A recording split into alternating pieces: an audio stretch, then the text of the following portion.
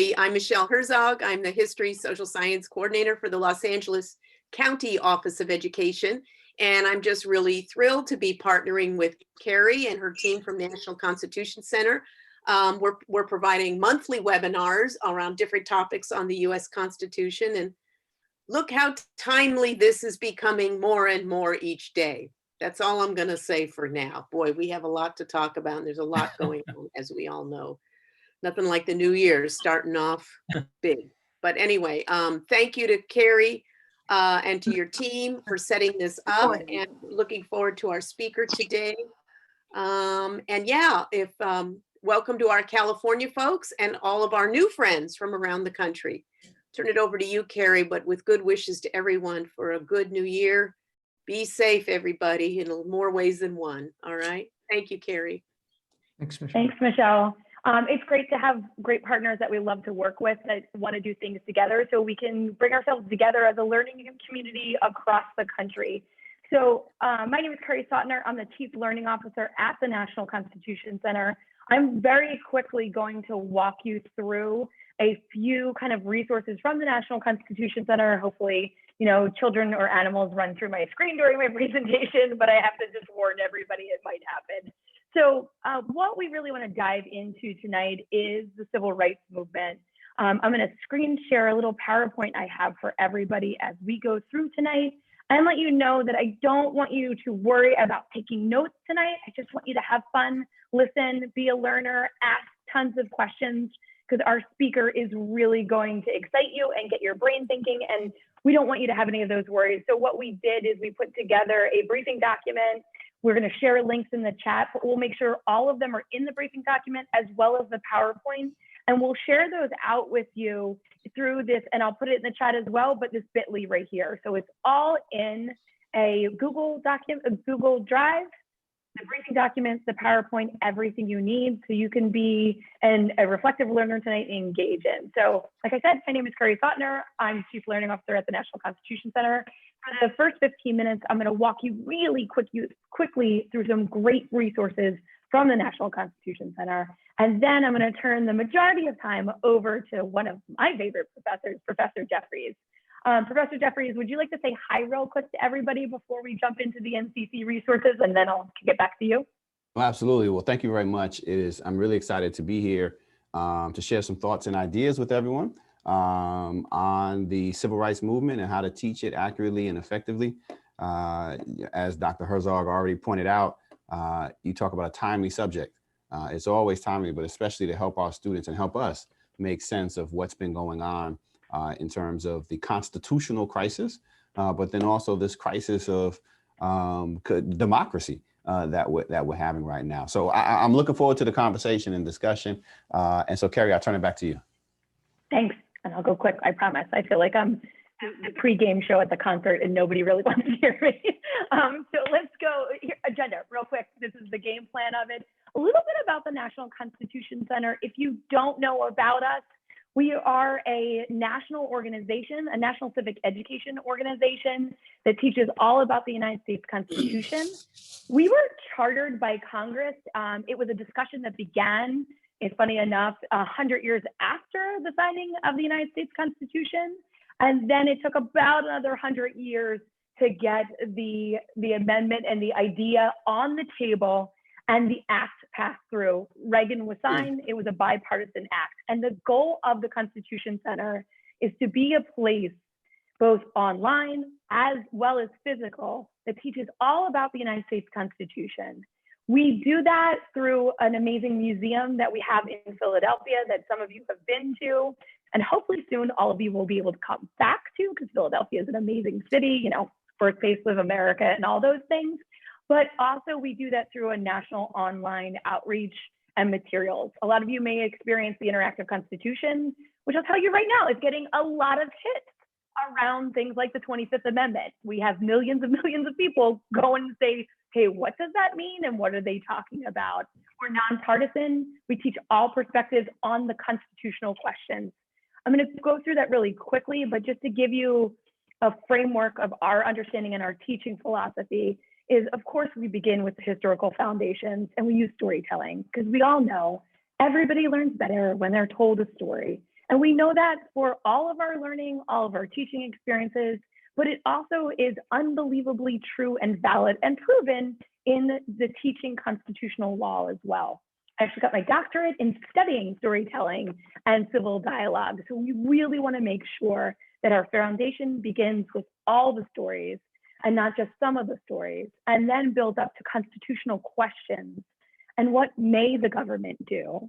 And then finally ends with a dialogue around it. If we can't put these things into play and have a civil and healthy and open dialogue, and that doesn't mean easy, but that does mean an open and reflective dialogue, and all the facts and dates and everything that we learned, it doesn't matter, because this is really what matters at the end of the day. Our learning framework, like I said, is really wrapped around constitutional questions. So if working with the NCC, you'll notice we constantly talk about the Constitution and we stay there, because our theory is that we start with constitutional questions, and constitutional question is usually what may the government do, not what should the government do. And we really think of those questions in the terms of where our students will ask that. They'll ask questions like, hey, are they allowed to do that? Or are they not allowed to do that? And we're watching it right now with Twitter and who is banned from Twitter. And I'm seeing lots of people say, that's freedom of speech. You can't ban people from Twitter. No, it's not, because they're not the government. And there's a whole conversation there, and let's go into it and let's talk about it. You may say, I don't think they should, or I think they should, but that's a political question or a policy question, not a constitutional question. As we go through that, just one that we used a month ago when we were talking about the Electoral College, we were looking at faithless electors. And can somebody who is charged with voting for one president over the other, and they choose to vote in the wrong direction that they've been given the responsibility to vote in, can they be punished? This is solved by a Supreme Court case, but there's all these other questions around it. That was in one of our live classes. We host live classes every single week. We have private classes as well that you can sign up to have a scholar talk to your students. And then we also have all these tools online, so you can watch the classes later with your students, engage in all the tools that we build around it. And it's really, really impactful to be able to have kids from across the country jump in on a class and dive into that content. Now, what I put in that Google Drive is a whole listing of the classes that are related to this theme. And I think if I get my weeks right, next week is the civil rights theme. So on Mondays and Wednesdays, we're hosting live classes at 12 and 2. And on Friday, we have a live class at 1 o'clock.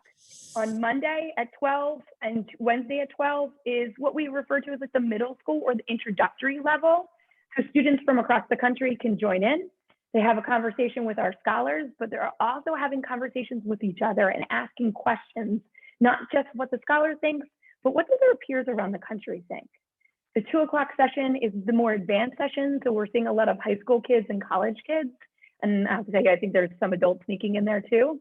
And then on Friday, we have these amazing guest speakers that are top in their field coming into that session and having a dialogue with our students. And next Friday is Professor Jeffries. So it just so happens to line up so nicely. So he'll be there to talk to your students. So when you love this session and you have so much fun tonight, then sign up for that 1 o'clock class and turn your students loose. So a little shout out to Natalie. Now your kids can meet Professor Jeffries directly. So without further ado, I can answer questions in the chat. I'll give you all those briefing documents. So you have all these tools, the interactive constitution, the live classes, the classes that you can schedule for your own time, all the online materials that are asynchronous and fantastic.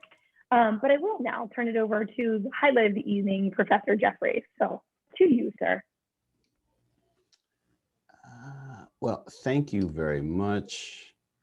As I said, I'm really excited to be here and to share some thoughts and ideas with the folk who are on the front lines, teaching our students and doing it in a way that 12 months ago no one could have possibly conceived of, and doing it wonderfully. So I'm really here to serve as a little bit of a resource to share both some thoughts and ideas and some teaching strategies. Hopefully we'll get a chance to talk about some ways to teach some of the content that I'm talking about, that I will be talking about, but also really to kind of give you a little bit of a big picture, some big themes that I think are really important for focusing on when you are teaching the civil rights movement. So some things that we ought to avoid, but then also some things that we need to really focus on and drill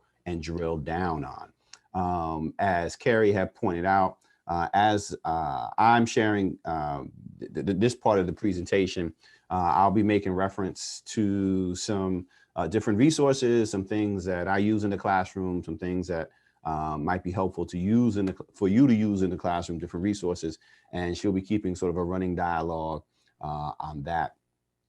We will reserve some time at the bottom of the 7 o'clock hour, around 7:30 or so, for some questions. But if something pops up, if you put it in the chat, I'm about to share my screen, so I won't kind of be going back and forth to the chat. But if Carrie keeps an eye on the chat, if questions for clarification or the like come up, by all means, please put that in. I don't want us to lose that opportunity to have dialogue over the next few minutes.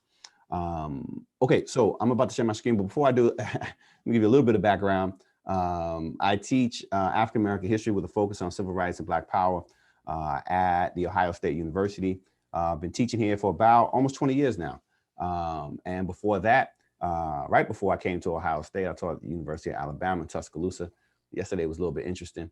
And I did my graduate work at Duke University and undergraduate at Morehouse College in Atlanta, Georgia. So spent a lot of time in the South, but I'm originally from Brooklyn, New York. And so I have a little mix of the Northeast as well as the South and now the Midwest. I haven't spent much time out West in California. Uh-oh, somebody has their mic on. But that's what my grandfather was. So I've vacationed out there and spent time before he went on to dance with the ancestors. One of my fondest memories of going out to LA was in 1984 for the Olympics in 1984. And we didn't get inside, but we looked from afar at the Coliseum. We drove by. It was nice. It was like, oh, that's where it's happening. Yeah, we kept on going too. But you know, we were in the city, so it is what it is. All right, let me go ahead. Not to interrupt, but don't feel bad because some of us living in LA didn't get inside either. There we go. I had a front row seat in front of the TV. All right. Here we go. All right, let me share my screen.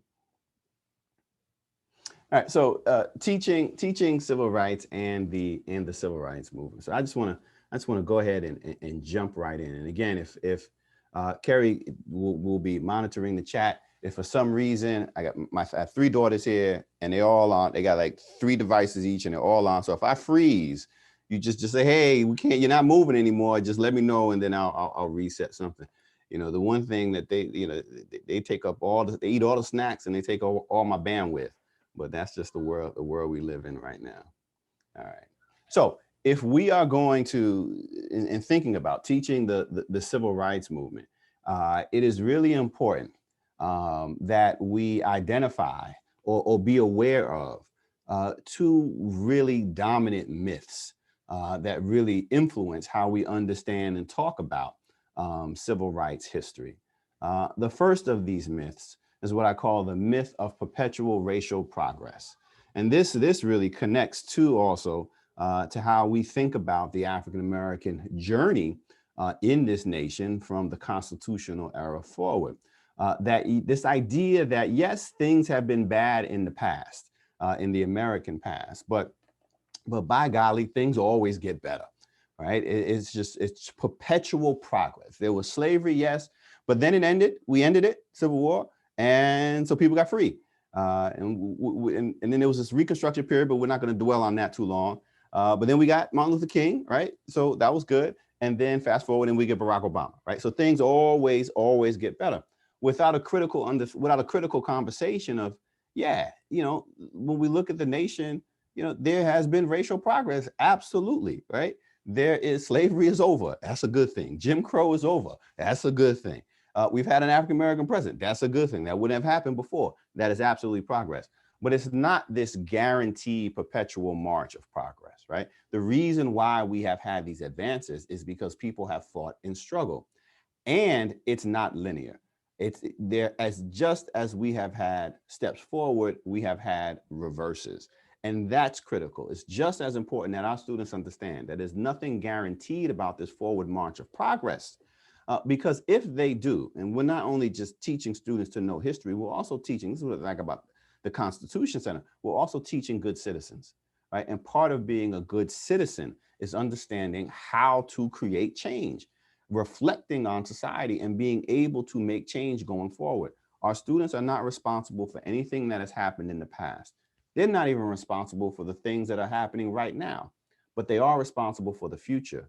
And it is our job as educators to prepare them for the challenges that they are going to face going forward. And if they think that life just gets better, that racial progress just occurs on its own, simply as a function of change of time, then we are doing them a disservice, because that is not how change has occurred. That's not how progress has been made. And this is also why studying the civil rights movement, studying the African-American freedom struggle, the persistence of African-American resistance to white supremacy, the struggle for justice from 1619 up until the present is so important to focus on.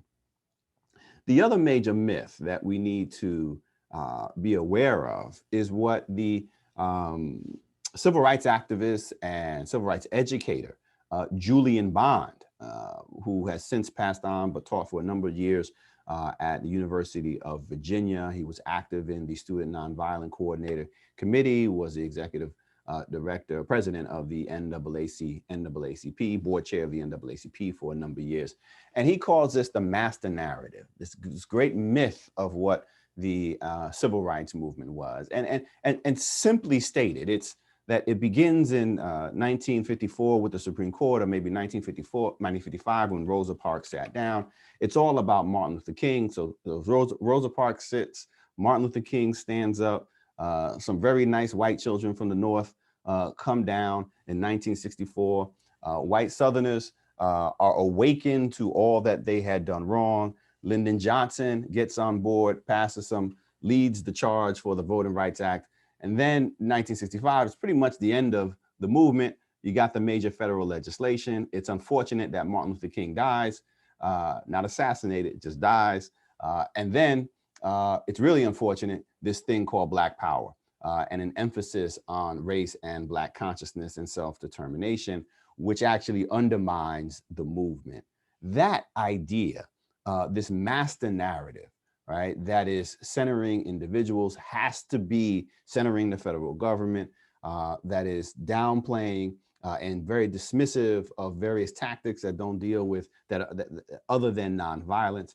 That is so critical to being able to, or deconstructing that is so critical to actually teaching the civil rights movement accurately and effectively. And so what I want to do with the balance of my time is sort of put this idea of the master narrative in conversation, because that's usually what our students get, in conversation with what it is that we need to be talking about in our classrooms. And what are some of the ways that we can move away from the master narrative so that our students get a full and complete picture, a robust picture of what the civil rights movement actually was. One of the things that I like to talk about, or I think that we should think about when we are talking about the civil rights movement, and this really connects to various aspects of American history as a whole, is seeing the civil rights movement as hard history. What I call hard history. And by hard history, I mean, it's one of those subjects of our past that we find difficult to talk about, we find difficult to teach, we find difficult to wrap our minds around. And why? When we're thinking about the civil rights movement, much in the same way that occurs when we're thinking about slavery, for example, we're talking about white supremacy. And this idea of people of European descent being superior intellectually, culturally, and the like over people of color, people of African descent. It's hard to wrap our minds around that. It's hard to imagine the framers and founders of the Constitution, the heroes of American history, believing deeply in white supremacy. We're troubled by that we don't want to deal with it. Race remains the third rail of polite conversation. We tend to stay away from it. It's hard to talk about racial violence and racial terror. And that is especially as it relates to politics. And that's part of our, unfortunately, our American political tradition, is the intersection of politics, electoral politics, and racial violence. People were having a fit over what happened Wednesday.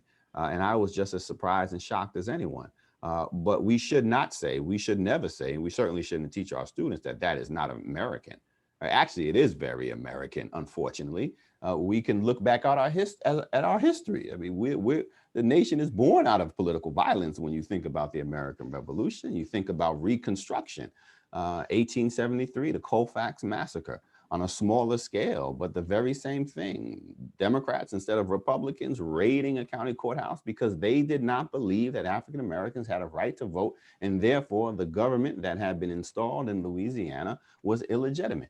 I mean, that's the same issues that we are talking about now. So we have to make sure our students understand this broader context and some of the unfortunate political traditions that we do have in the United States. But that's hard to talk about. That's hard history because it makes us uncomfortable. We want to believe in that myth of perpetual progress, that things always get better. We want to believe that that they're not CEOs out there, charging into the Capitol building. They're just some yahoos, right? Like, no, it's across the board. It's across the political spectrum, and we have to confront that. Not on a particular partisan way, but just on a way of understanding what it is that we are actually seeing. But rather than do that, we actually do three things instead. One, we just sort of get what I call historical amnesia. We forget about particular aspects of the past that make us uncomfortable. And we see that with the civil rights movement. There are aspects of the civil rights movement we just don't want to touch. We'll talk about Martin Luther King standing on the steps of the Lincoln Memorial, but we won't talk about Martin Luther King as a democratic socialist. We won't talk about Martin Luther King as somebody who had a very strident critique of capitalism. We won't talk about Martin Luther King, who on the very same, in the very same speech in 1963, in which he's talking about one day America judging people by the content of their character rather than by the color of the skin. In that very same speech, he says that we cannot stop being active, we cannot stop pushing until police brutality comes to an end. He's just coming off of the heels of the Birmingham campaign in dealing with Bull Connor and police violence down there. So we can't pretend, we can't forget these aspects of the past, but that's what we tend to do. We are more interested, unfortunately, in nostalgia, stories about the past that make us feel good about the present, than we are actually in historical experience. So we pretend it didn't happen. We also tend to rationalize evil. We tend to rationalize evil. We look back at the past, or even in the moments, we look at the civil rights movement, for example, and we say, well, down South, it was really terrible, Jim Crow and what Black folk were fighting against. And it's important to always lay out for our students what the obstacles and what the opposition was that they were facing. But we'll rationalize that away and we'll say, oh, that was just one or two people and they were fully out of step with the rest of sort of Southern society, right? George Wallace, the governor of Alabama, he was just operating on his own, sort of a lone wolf, or Ross Barnett, the governor of Mississippi, right? Terrible people, segregationists. Well, they were all segregationists, right? I mean, Ross Barnett and George Wallace were the duly elected governors of Alabama and Georgia. Right? We look at the current president of the United States, and even in the most recent election, that's 75 million people. Right? I mean, somebody agrees with something he has to say. Right? So we can't rationalize away in the past racial violence, racial terror. Right? We think about sort of the long history in between Reconstruction and the end of Jim Crow. That Jim Crow, or the end of Jim Crow, that what really held the glue that held Jim Crow together was racial violence and racial terror. And particularly lynching, right? I mean, that period between 1890 and 1930, you're talking about at its high point, 2 to 3 African Americans being publicly murdered every week for more than a decade, right? And that's not people who are wearing hoods and masks. These are everyday citizens, right? The people's neighbors, Black folks' neighbors, white folks' neighbors, right? We can't just rationalize that away and say, well, that's just what people did at the time, or that was just a handful of folks. We got to be mindful when we do that. And then the third thing that we do is just create false narratives. And we just make stuff up. So there's a lot of we're hearing a lot about a big lie right now, right? That the election was somehow fraudulent, was stolen, and that is simply not true. But there's a lot of big lies in our past that we tell ourselves. And it is important to put these out. One of the biggest lies is the lie of the lost cause, right? Connecting the Civil War era to the Civil Rights era. And we're still living with that right now. And that, of course, comes up in the post-emancipation, post-Reconstruction era. So we have to be mindful of the ways in which we create false narratives that actually work against our understanding of historical truth.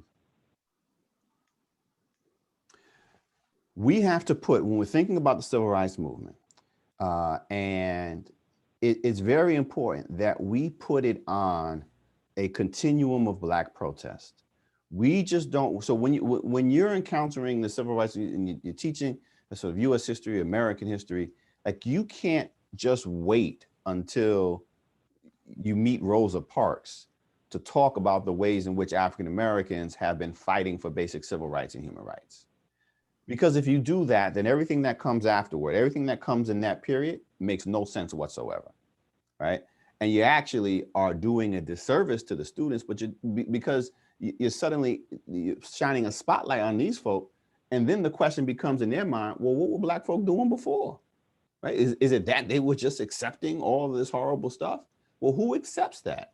See, one of the things that becomes so difficult when teaching about any group that is oppressed, that is that if you don't teach resistance, then there is no point of connection, human connection, that students can have with those folk.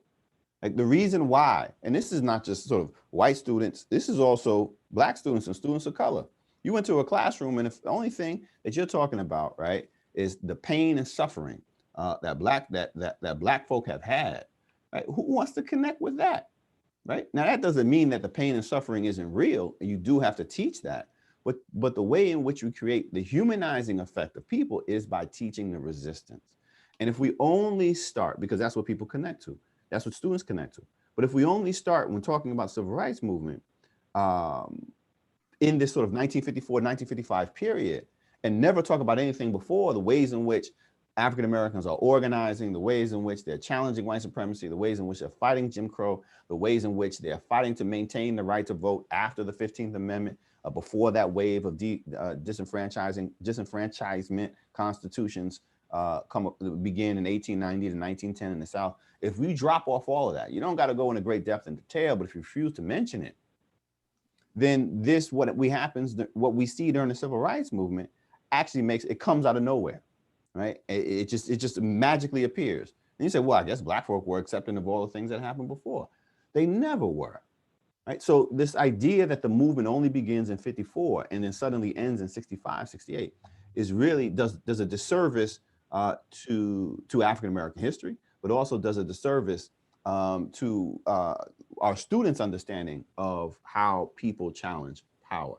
That does not mean that the civil rights movement began in 1619, right? Because there's a difference between a movement and a struggle, right? 1619, when that first load of enslaved Africans arrive in Virginia, from that moment forward, you have always had African Americans who have been fighting for their freedom, a literal freedom before 1865, and for basic freedom rights, civil rights and human rights after 1865. So you have always had Black folk in struggle. One of the key themes that we need to be talking about in our American history classes, even if we don't have a specific course on African American history, is the persistence of Black resistance. There is never a time where Black people are not fighting for their freedom, that literal freedom or their freedom rights. There is never a moment when they are not doing that. So the persistence of resistance has to be one of these core themes. That does not mean that resistance always rises to the level of a social movement. This is why the 50s and 60s, 45 to the mid 70s is such a unique moment in the Black experience in American history, because we see that struggle rising to the level of a bona fide social movement. But we ought not wait until these movement moments to introduce our students to the idea of resistance and fighting for justice and fighting for freedom. So it is important that our students understand and we explain to them, or at least we articulate to them, this difference between a struggle, which is ongoing. We got a struggle from 1619 until the present, of fighting for basic civil rights and human rights, civil liberties, and a movement. And social movements are usually much smaller in terms of their chronology, because social movements are hard to sustain. It just takes so much energy. And so when we're thinking about the civil rights movement, one of the things that we also do, which we should get away from, is we talk about it as being sort of one big national movement. We look for national figures and we think about it as just one movement, one place, right? It's really, it's more helpful to think about it as a constellation of stars. And when you look up at night, when we all get out of the city and head to places that are less populated, and you look up in the sky and you actually see all these stars in the sky, that's what the civil rights movement was. When you look up in the sky, you also see at night stars that are burning more brightly than others with a different intensity. And that's the same thing that we see with the civil rights movement. Those stars represent various places, various locations, various local movements that at any given time are going to be burning a little bit more brightly in some places than in other places, right? And the constellation, what connects them, when you begin to draw lines between them and you see shapes and light, those that are, or what those lines represent, if you will, would be the various movement organizations. As you move into the 20th century, for example, the NAACP, the mid-20th century, the Student Nonviolent Coordinating Committee, or SCLC, or Urban League, where you have organizers that will be like Ella Baker, that will be connecting various local movements and people, right? So rather than thinking about it as just a burning sun, if you will, it's better to think about it as this constellation. And that way you can zero in on different places, different stars, if you will, at different times. But the stars are always there, even if you can't see them. The resistance is always there, even if you can't see it. And the 40s and 60s do stand out, what we call the modern civil rights movement, if you will. It does stand out. And one of the reasons why it stands out is because of the practice and articulation, the practice of nonviolence as a tactic, and the articulation of philosophical nonviolence as a way of life. Now, African Americans have always engaged in, if we accept this notion that African Americans have always engaged in resistance, then that means that they have engaged in resistance in a number of ways. They have always engaged in nonviolent resistance, allowing sort of circumstance to determine how they're going to challenge power. But in the late 1940s, 50s, and 60s, we see the introduction of sort of an ideological belief in nonviolence that is unique to this moment. And that's one of the things that really stands out about the 50s and 60s, right? Is the public articulation of nonviolence as a way forward. And really, one of the things that we also see in this movement is a subsuming, if you will, of Black identity organizing, right? So it's still a Black-led movement. It's Black folks still talking about, all right, we understand that race is our primary problem, or racism is our primary problem, and race is going to be our salvation, racial solidarity. But we see it taking sort of a backseat in terms of its public articulation, and this idea of nonviolence. We'll talk about this a little bit later, and deal of nonviolence really taking the lead. But it's a moment, because one of the things that we see with Black power, and this is it, we can't be afraid to talk about Black power to our students, and we can't leave our students, God forbid, don't do this, right? Don't leave our students with the only thing, leaving our classes with the only thing they know about Black power is a 2-minute clip on the Black Panthers from Forrest Gump, because that's what they've seen, right? And I guarantee you go to your classes and you can talk to kids from middle school on up, and you ask them, how many of you all have seen the movie Forrest Gump? And you'll get 3/4 of the class to raise your hand. And this is insane, because this movie is 25 years old, right? But you can still walk. When we used to shop, I don't shop anymore. At least now I don't go outside. But when we used to go outside, you could go to any big box store. You go to Walmart, you go to Best Buy, and you could walk on the shelf, and they'll have DVDs of Forrest Gump, right? Now, they don't keep DVDs of anything anymore, and you got DVDs of Forrest Gump. And if you haven't seen it or you don't recall it, because I know you've all seen it, right? Is that scene where they run, Forrest is in there and they got the little girlfriend, they go into this Black Panther party meeting, right? That's it. I ask my students all the time when I teach civil rights class, how many of y'all have seen Forrest Gump? And they all raise their hand. That's all they know about the Black Panther Party. That's all they know about Black Power, right? And so we have to deconstruct that for them as well. At least say, look, if you don't have time to go into it, that is a fiction and fabrication. What we actually see with Black Power is a return to what existed, or a return to the ways in which African Americans saw their liberation proceeding before this 40s, 50s, 60s nonviolent moment, right? This idea that we are going to talk about self-determination and the like. The 40s and 50s and 60s is also a critical moment because that is really a high point of grassroots organizing. It's one of the things that really distinguishes this moment from other periods in the African-American freedom struggle. And I'll say more about what I mean by grassroots organizing, the work that Student Nonviolent Coordinating Committee and CORE, of the Congress of Racial Equality, actually does. Oh, and then lastly, legislation, right? We cannot, I mean, this ties in certainly to the Constitution. The 60s gives us the major civil rights, or the first major civil rights legislation in almost a century, right? I mean, we will have, after the Reconstruction Amendments, we will see the 13th, 14th, and 15th Amendments. We will see a wave of civil rights laws being passed, including anti-terror laws, the Klan and Enforcement Acts of the early 1870s. But by the early 1880s, the federal government, the Supreme Court, had really undone all of that. And of course, by 1896, you get the Plessy decision. So we will go half a century, 3/4 of a century, really, before we get major civil rights legislation that will provide protections, additional protections for African Americans for their constitutional rights, basic rights that all citizens are entitled to. So the 64 Civil Rights Act, the 65 Voting Rights Act, the 68 Fair Housing Act, as well as the 1965 Immigration Act. Those are the major civil rights pieces of legislation that come out, and it's within a short window, a short 7 or 8 year window, which also makes this period stand out. And it doesn't come about simply because of the good graces of elected officials.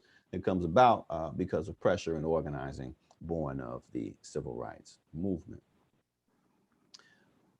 One of the things that is critical that our students understand, and your students as well, is that you focus on civil rights organizing beyond Dixie. For those who are in California and LA, LA has a rich tradition. California has a rich tradition of civil rights activism, a rich tradition of Black newspaper journalists and Black newspapers, the LA Sentinel and the Light, that captured and documented this history and African-American organizing from the early decades of the 20th century on forward, a tradition of Black nationalism from the UNIA, Universal Negro Improvement Association, Marcus Garvey in the late 19-teens and early 20s, to the US organization in the 1960s. And so it's critical that our students look at the civil rights movement as being what happened in places other than Montgomery, Alabama, and Atlanta, Georgia. In your local communities, especially if you're in urban spaces, you are going to have civil rights activism there. And one of the best ways to get our students to understand the movement is to introduce it to them through what was happening locally. And certainly with LA and LA County, you have those major urban uprisings. We'll say a little bit about that later. Of course, that happens in Watts in 1965, and even later on with the LA uprising. So we want to push beyond just narrowly confining the civil rights movement and the obstacles that Black folk were facing, the Jim Crow, for example, just to the south. We want to look at the Jim Crow North as well to help our students understand in a place like LA that segregation exists out there too.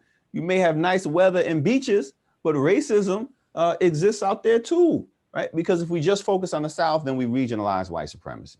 Right? Racism is something that happens down there. Racism is something that happened way out over there. And you then can't explain to your students why segregation, why the neighborhoods look like they do, why poverty looks like they do, why it looks like it does, why their schools have the demographics that they do. So we want to avoid that. We don't want to regionalize white supremacy.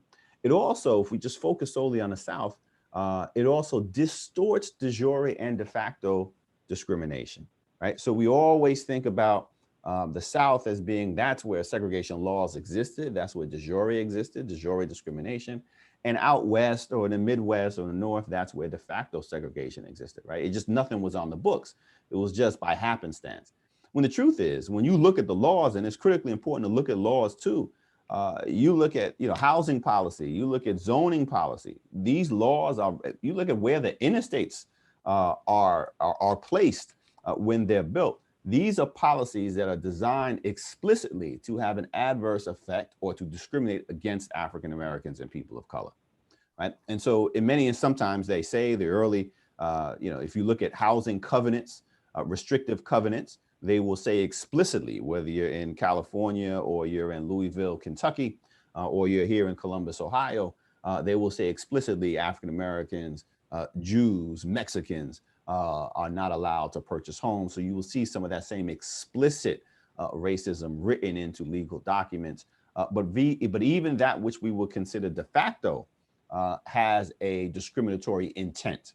And so when we just focus on the South and don't look at that, we say, wait a minute, this is just happenstance. This is somehow natural evolution of sort of where people live and where they go to school and where they work, does a disservice to the ways in which white supremacy and racism get embedded in our society and the ways in which they are replicated over time. And if we just focus on the South, then we can't make sense of the activism that African Americans and people are engaged in the North, right? That long tradition of struggle, which isn't just a Southern thing, which we find wherever Black folk are. And so as an example, suddenly rebellions, uprisings against police violence, against low levels of, against job discrimination, employment discrimination, against purposeful poverty, against purposeful homelessness, the rebellions against that we see in Watts, for example, in 1965, suddenly becomes decontextualized and you just dismiss it as a riot, right? There's no political intent to it whatsoever, right? It's just Black folk being angry over nothing. And then that continues on. Anytime Black folk take to the streets, suddenly it can just be dismissed as a riot, because if it ain't happening in the South, then there's nothing really that they should be complaining about, right? And so again, we don't want to decontextualize Northern protest by solely looking at struggles in the South. We have to absolutely look. Our students know 3 people in Black history, right? They know Martin Luther King, they know Rosa Parks, and they may know 50-50. It's either Frederick Douglass or Harriet Tubman, right? They got 3 people down. And when it comes to the civil rights movement, right, everything revolves around Dr. King, right? So we get Rosa Parks, and the only reason why we even talk about Rosa Parks, who was a lifelong activist, right? Like Rosa Parks in 1955 sits down, refused to give up a seat, but she began her activism organizing in support of the Scottsboro Boys in 1933. So she has 20 years of activism before she, and as the secretary of the NAACP, the branch of the NAACP in Montgomery, Alabama, she has 20 years of activism before the boycott, and then she has another 50 years of activism before health keeps her from keeps her keeps her from participating in the civil rights movement. Another 45 years of organizing up in Detroit. But we only introduced Rosa Parks as a person, as sort of a springboard to talk about Dr. King. And then when we talk about Dr. King, suddenly everything revolves around Dr. King. So we have to avoid what I call this King-centric approach to teaching the civil rights movement. Now, SNCC activists saw this happening in the moment. And SNCC activists, those young student activists, they used to jokingly call Dr. King, both behind his back and to his face, the Lord. It's like, oh, here come the Lord, right? Everybody bow down to the Lord, right? And SCLC. We have to get away from talking about the movement as though it was just a function of the actions, activism, and speeches of the Lord. Because one of the things that then does, not only does it distort the civil rights movement as a whole, but it also distorts Dr. King. I began by talking about I grew up in Brooklyn, New York, and when I was in high school, or just beginning high school, was 1986 was the year that we had the King holiday was first celebrated. By the time we got to the King holiday in 1986, and I'm post-civil rights era as a child growing up in the 70s and 80s, I was tired of Dr. King. I was like, this dude, Nothing that I was learning about Dr. King was explaining anything to me in terms of what I was seeing on the streets as I was traversing the streets of New York in the 1980s, in the middle of the rise of mass incarceration and the war on drugs and what was happening with the crack epidemic. Nothing that I was being taught about Dr. King was helping me explain anything about my lived reality. So I was like, I don't give a goddamn about Dr. King, right? Like I was done, and that was terrible. And then of course I went to Morehouse College, which is alma mater. But once I got down there, right, that's when I began to learn. Like, wait a minute, the king that I had been introduced to was not the radical king that actually existed, right? Like there was a whole different aspect, a whole different history to king, a radical king that would have helped me, right, make sense of the world in which I was living. And so we have to push away from this caricature of king, right? One, so we can better understand king, but also so that we can better understand the movement. As I was saying, you just focus on king. If everything revolves around king, it distorts and marginalizes the civil rights movement. Suddenly leadership becomes either king or a bunch of black male ministers who look like king, right? Then everywhere we run around looking for civil rights movement in those various constellations, those stars, we're just looking for Black Baptist ministers, right? And we miss women, right? Our focus is on the people in the pulpit and not the people in the pews. And it was women who made the civil rights movement happen. If you're not talking about this, if you're teaching civil rights movement and you're not talking about women, not just as an add-on, but as the center of the story, then I don't know what the hell you're teaching, but it ain't civil rights history, right? So you have to center women. If you just focus on king, then we lose that. We lose the goals of the movement too, right? We get so consumed with what King was fighting for. King believed in integration, right? Desegregation and integration. But there's a difference between integration and desegregation. Most black folk running around, I'll say this, we would say a little bit, hopefully have time to say a little bit about this later. Most black folk running around weren't interested in integration. They were interested in desegregation, right? I mean, especially if you were in the South. And think about this for a second, right? You know, we center white folks so much in the imagination of black people that we want to believe that their goals in life was to be next to white folk. And that wasn't true. If you grew up in the Jim Crow South, you knew one thing, that the most dangerous place for you to be as a black person, whether you were a black male or a black woman, was to be in the presence of white people. That was the most dangerous place for you to be. That's when your life was most at risk. So why would you think that they're running around here just hoping and wishing that white folk would let them into their schools and their homes, right? Just for the sake of that. Now that's different than saying, coming to a calculated conclusion that in my schools, the only way that my child is going to have access to equal and decent resources is if they're sitting next to a white child, is different than saying, I want my black child to sit next to that white child because there's something magical about white people, or there's something magical about white children. I mean, there is something magical about white people. It is their ability to attract resources, public resources, right? But with the exception of that, right, that is, again, a political calculation that people are making. So we can't get so caught up in these particular goals that we associate with Dr. King. And the same thing with tactics. If we just talking about Dr. King, we're talking about nonviolence, you completely miss the full range of tactics that black folk are engaged in, right? Like the default for African Americans was never nonviolence. Like the default response to racial terrorism, racial violence for African Americans was never nonviolence. The default was always self-defense. The vast majority, there's never a moment where the majority of black folk, or even a large percentage of black folk, are just like, hey, it's all about nonviolence. You have black people who will embrace nonviolence as a tactic, right? And they'll be like, yeah, it makes sense. We're outgunned, we're outmanned. What can we do here? It makes sense. But the default was never to surrender their Second Amendment right to self-defense, to arm themselves, right? They're never to surrender their human right to protect themselves. I mean, that is critically important. So we have to make sure we introduce our students to that spectrum of tactics as well as ideologies that are with it. And what can we do to disrupt it? This is where the local becomes so critically important. You look where King wasn't. You teach, and this is what teaching the civil rights movement locally is so critically important. If you're out in LA, after the LA riots happen, after the LA uprising, or LA rebellion in Watts happens, King goes out there. King is in Alabama. King goes out to LA. And you know what happens? I mean, there's one you can Google clips of King speaking in L.A. after the Watts uprising, and people are heckling him. Black folk are heckling him. Black folk are shouting him down in the mass meeting because they're like, yo, how is this how is desegregating a lunch counter going to help me get into a better home? How is that going to help me get municipal services in the Watts community, right? I mean, so looking and certainly in LA as examples, like, okay, why, if everybody's supposed to love Dr. King, then why this response? Because he was dealing with a different set of issues at that moment in time. That becomes, that visit that he has to LA after the Watts rebellion becomes critical for Dr. King and his learning curve. Because after that, he's like, man, I wasn't paying attention to what was happening outside of the South in these urban spaces. And where do you find him the next year but in Chicago, right?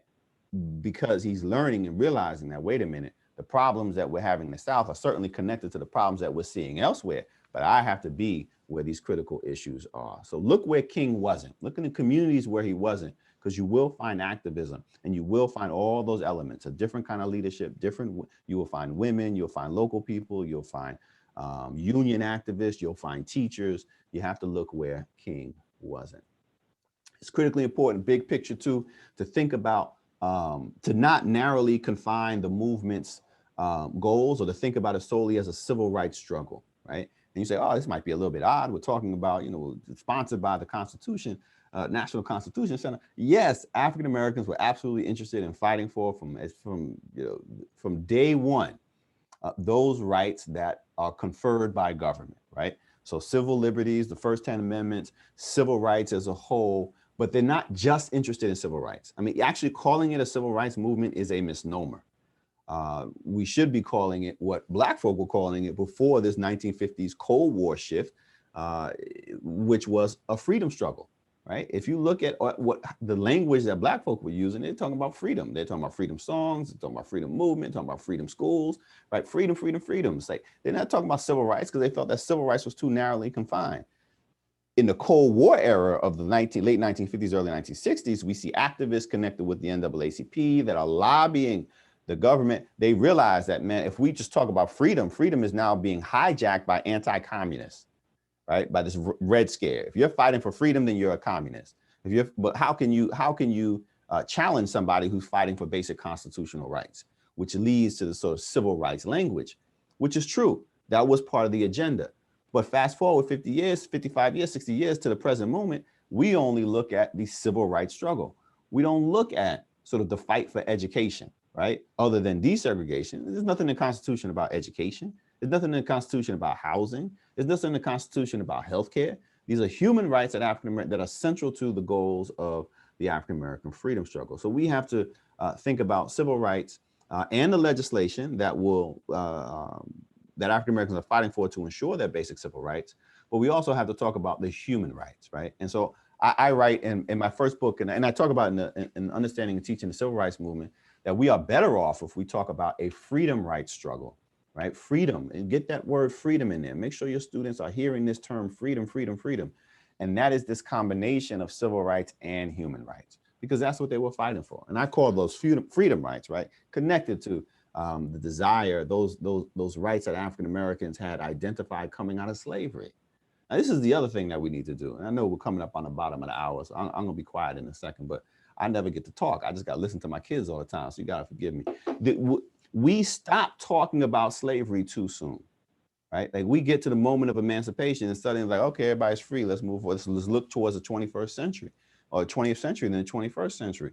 Well, if you were in 1865 and you just got your emancipation, or 1870, 1875, you couldn't predict the future. What you knew was the past.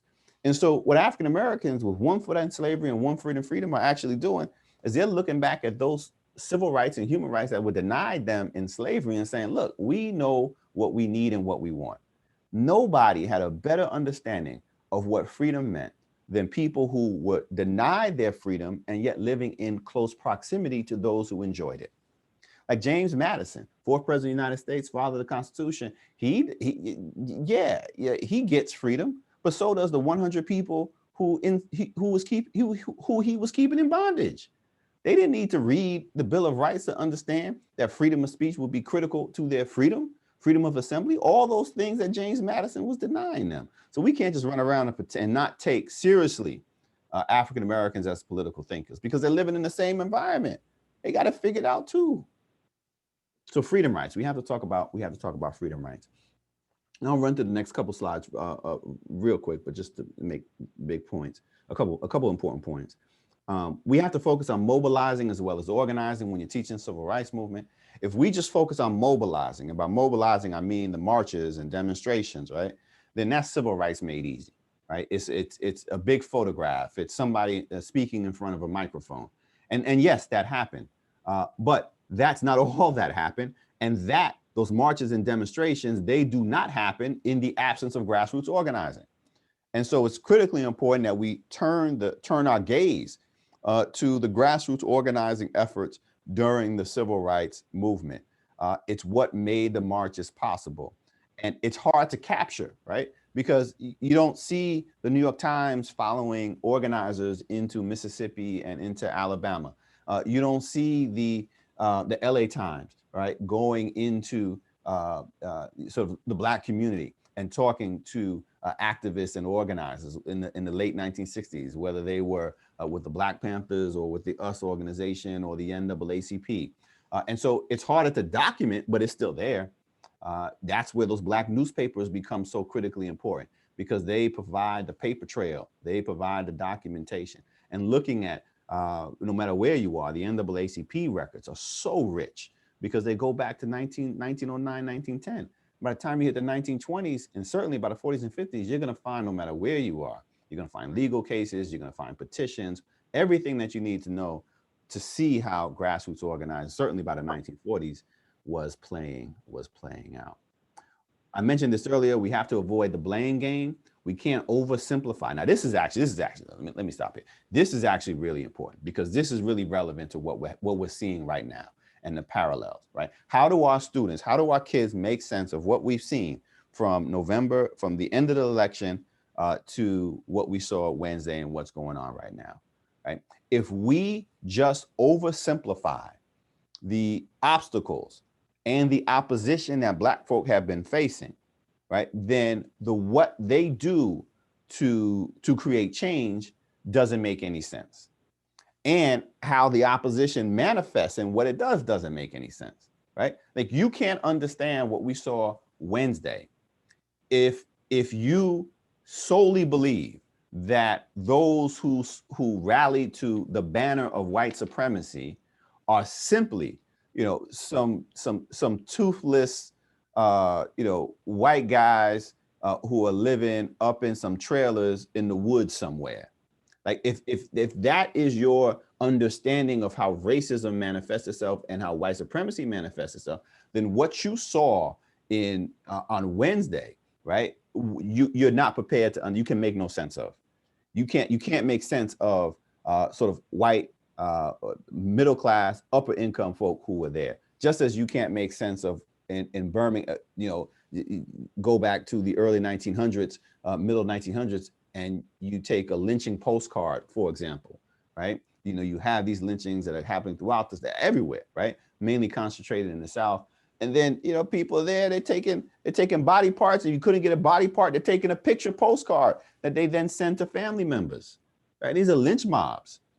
And you look at the lynch mobs, right? And these are people from across the socioeconomic spectrum. So we can't oversimplify sort of the opposition and the obstacle. We can't just say this is just a poor white problem. It's just uneducated people. We do that all the time. Poor white people get a bad rap. Not as bad as Black folk, but they get a bad rap. They blame for everything. Like, if poor white people had that much power, they wouldn't be poor. That was actually pretty fun. So what is the actual problem? The actual problem is white supremacy in policy and practice, right? So it's not about individuals. Get our students to push away from this idea of individuals. It's not about individuals, right? Certainly individuals will articulate, individuals will implement, but the focus is the structures, the focus is the systems, because that's how it persists after the individuals are gone. So get them to focus, move away from these bad characters, the bad apple, right? And we saw this in the current moment, right? When we talk about police violence, it's just one or two bad apples. Like, stop with the bad apple theory, right? The bad apple theory is bad theory. Like, stop. Like, how many bad apples does it take to make a bad damn pie?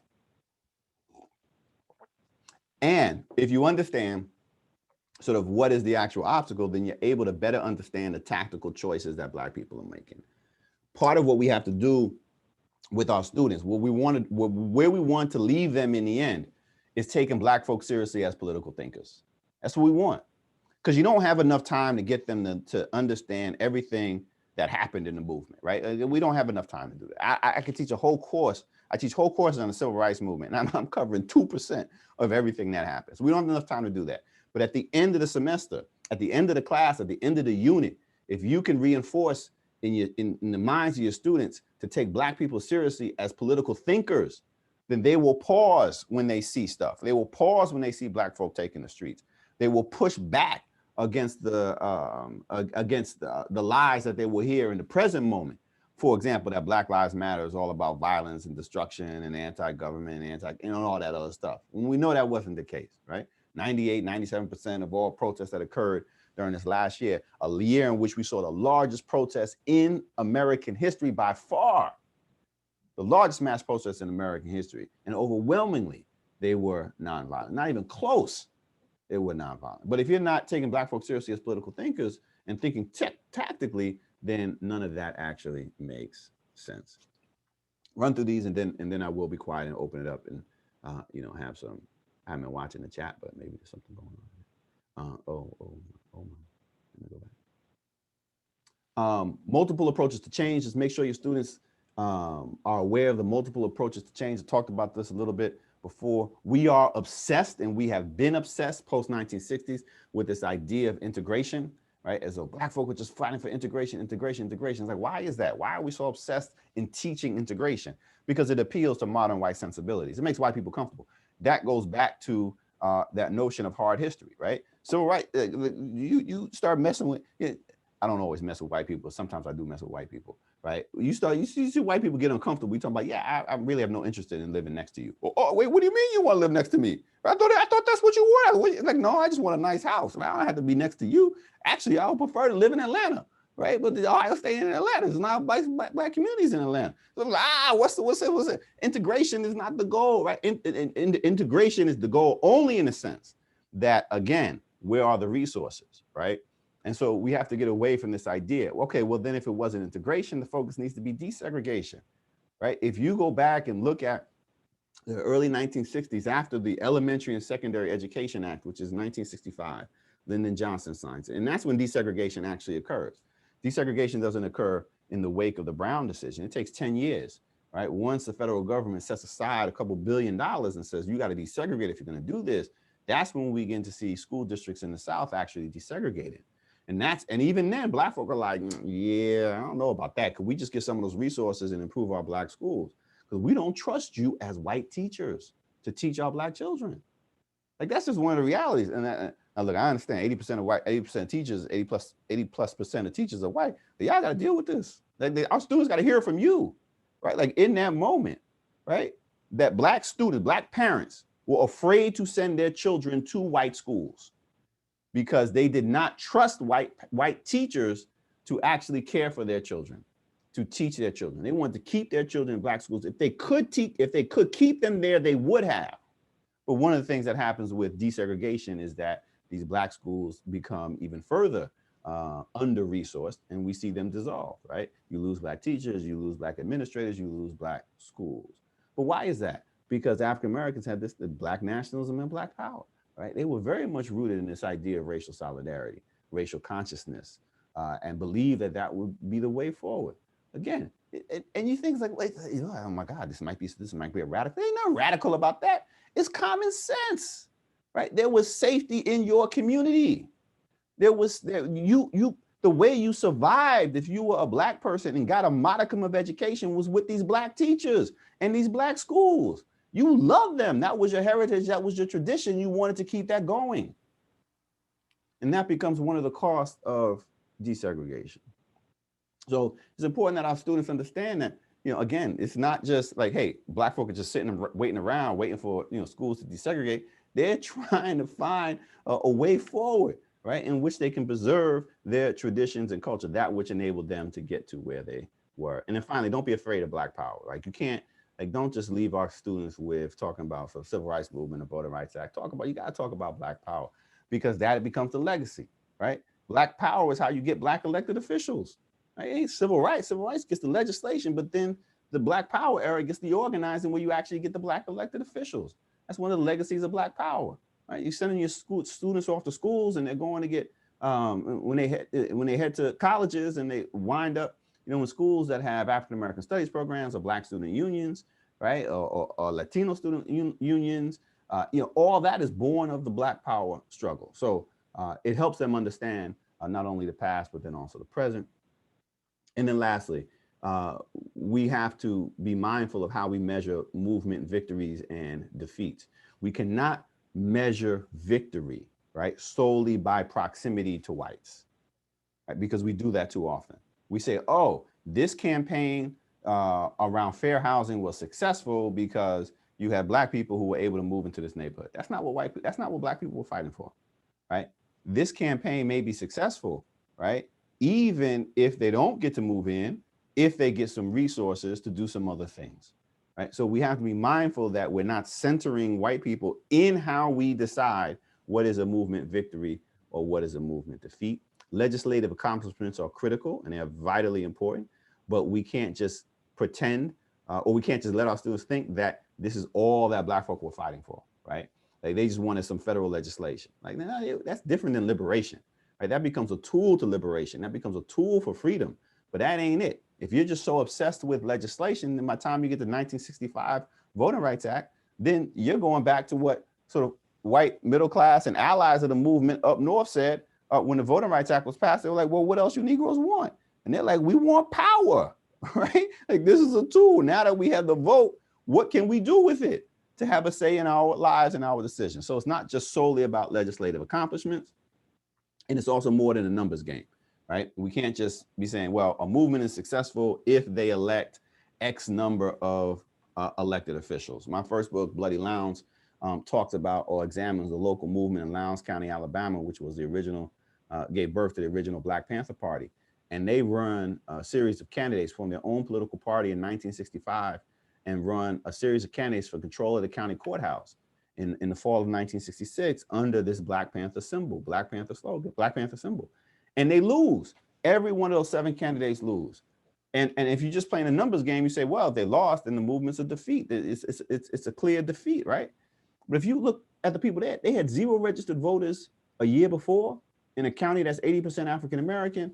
And then the next year, they've created their own independent political party and fielded candidates and have a majority of registered voters. That's not a loss, that's a victory. Stokely Carmichael, who was a principal organizer of the Lowndes County, SNCC organizer, working with local people in Lowndes County, he said it was a victory just to get the Black Panther on the ballot.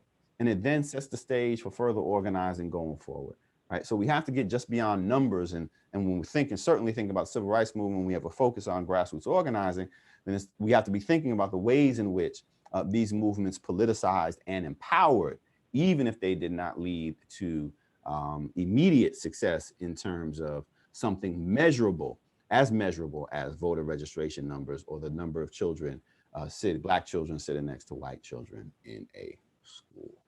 And so with that, I will stop sharing and would be happy to take some questions and hear some thoughts and comments. Thank you very much. Awesome. So, and thank you. That was amazing. And we can go to questions now. So guys, like I said, if you have questions, you can put up your hand and I can turn it over to you to ask.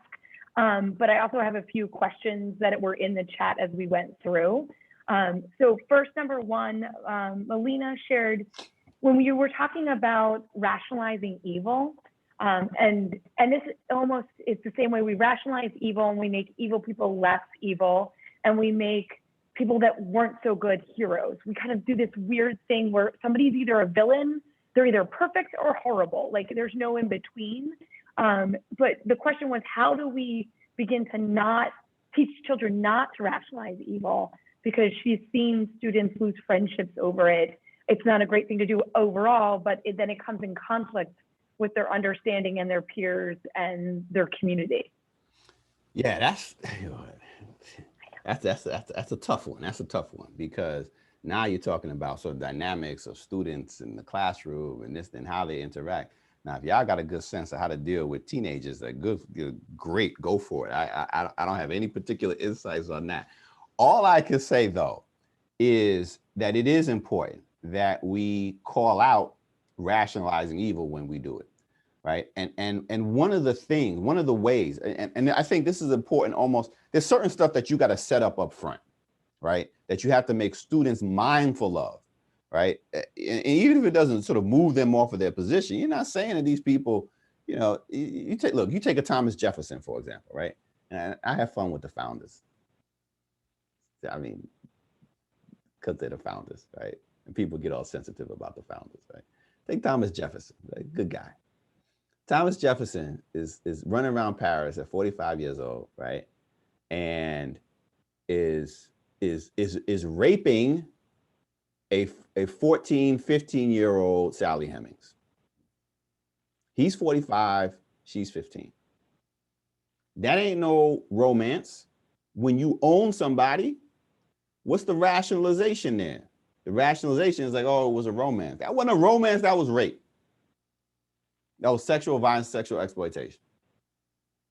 He claimed ownership over her. Now, at 15 years old, it's amazing that she's able to manipulate how he feels obsessed and needs to control her by saying, I'm in Paris, I'm pregnant, I'll come back where my family is if and only if you promise to free my children going forward, right? That's her making a power move in that dynamic.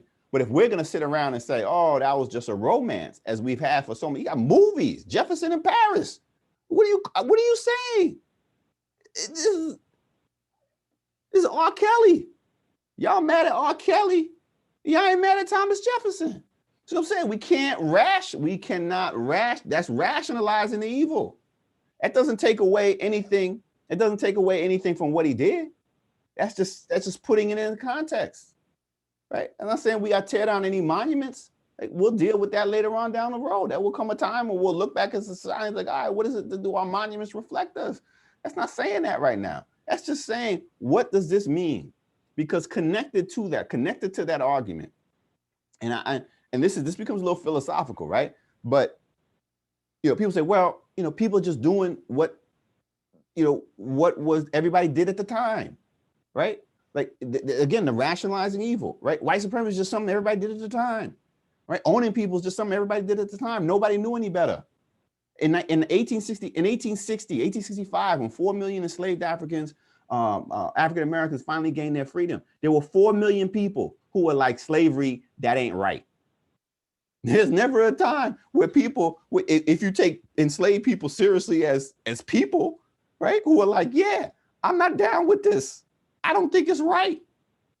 And so, this idea like, is this what everybody was doing? Even Madison and Jefferson on their own terms. If you don't even want to take Black people seriously as political thinkers, then look at the founders. Madison, Jefferson, Washington. They all had Dolly Madison making her little ice cream. Well, she ain't actually even make it, right? She had enslaved folk making it, and she comes out taking credit for it, right? But even her, and she's having a little tea parties, little dinner parties, right? They're having friends who are coming over, and their boys are like, yo, this ain't right.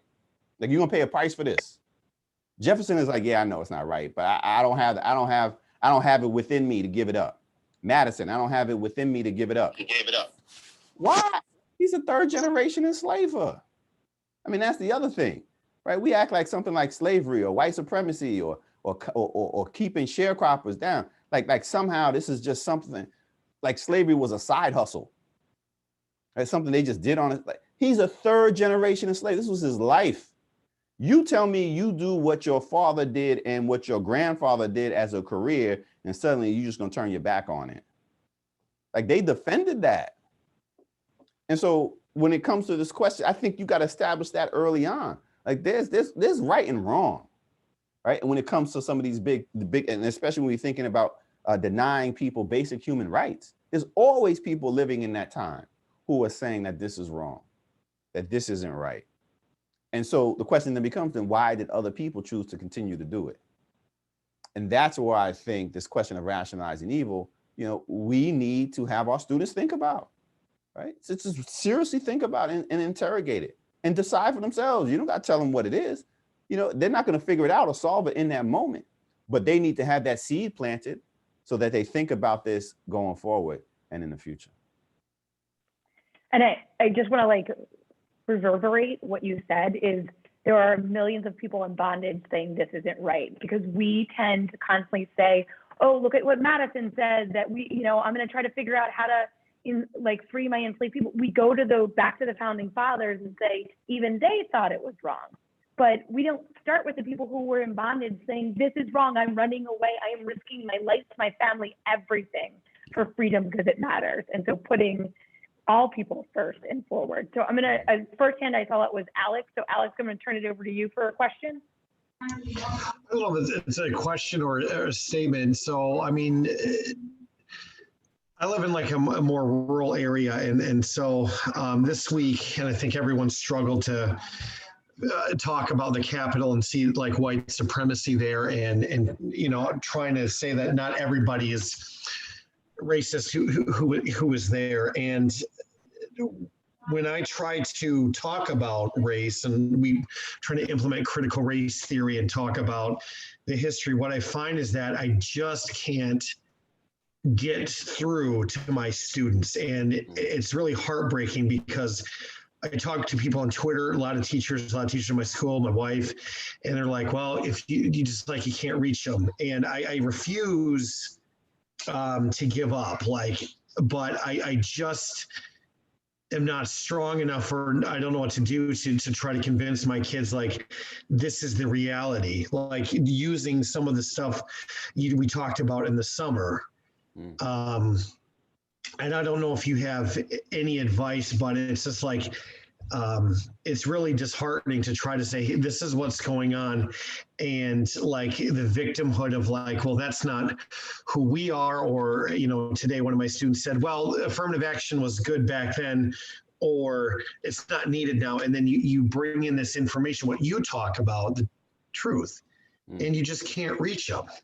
And then people tell me, stop trying to reach them. You're not going to change your mind. And it's devastating. And I wonder if you have any advice on how to, I don't know if I'm trying to convince the kids or what, like, or I'm just giving them the information and they'll make the decision. If they can't make that decision, or if I can't get through to them, does that continue this problem that we face? Yeah. So, first, you have a problem, and your problem is you a teacher, right? I mean, and that's the same problem we all share right here, right? We're actually trying to teach, right? We don't want our kids to continue to be misled, right? And especially when we understand what is actually happening, and part of the challenge is when our kids come in, no matter who they are, when they come into the classroom, like, our classroom is not a vacuum, right? Like, so we're actually competing not only with everything else that is constantly being bombarded they're being bombarded with, but we're also competing, which includes their parents, right? Their siblings, their community, whatever they hear. And we know we live in these very separate and segregated communities, right? So part of the challenge, Alex, is understanding what their hesitance and resistance is. Like why would a high schooler or a middle schooler or an elementary school kid, right? Like, let me give you an example. When I was at Duke University, teaching at Duke University, as a graduate student, right? Coming up out of Atlanta and Morehouse, and I'm sitting and I was TAing for a course on the Civil War, right? And so this is all white kids in the class, and it's Duke University, so all these white kids, and none of them from the South, they're all from New Jersey, right? And they were asked to write this paper on Robert E. Lee, right? Robert E. Lee. And all they did was it was like 60 students or whatever, and it was like 55 defenses of Robert E. Lee. And I was like, why are you defending Robert E. I couldn't figure, like, what's up with, like, y'all are from Jersey, right? Like, why are y'all defending Robert E. Lee? I don't get it. But then I realized, like, let him go. Like, y'all lost, right? Like, I don't get. So, but what it wasn't so much Robert E. Lee that I was asking them to let go of. What I was asking them to let go of was their parents and their grandparents, right? And their uncles and their aunts, right? So actually what the challenge, this is why it's so difficult, because you're actually saying, no, this isn't just sort of physics, right? Or mathematics. Well, I need you to learn this equation and you can go about your life, right? What you're asking them to actually do is not just reevaluate the world, but actually reevaluate those who they love. And that's a different challenge. So in a way, like you almost have to, I mean, you got to, this is, like, well, my three girls, I can't say this too loud, I am constantly engaged in psychological warfare with them, right? I'm trying to outsmart them. I'm backdooring stuff all the time, right? And not to be slick or sly, but just because it's like you almost have to figure out a way to get them to listen, to hear what it is that you have to say. And sometimes, I have a different challenge. And for those who are educators of color, like we have a different challenge. I teach at Ohio State, right? And so if I walk into when I used to teach a big US history class, I'd walk into a class, there'd be 200 students in there, and there'd be 5 Black students.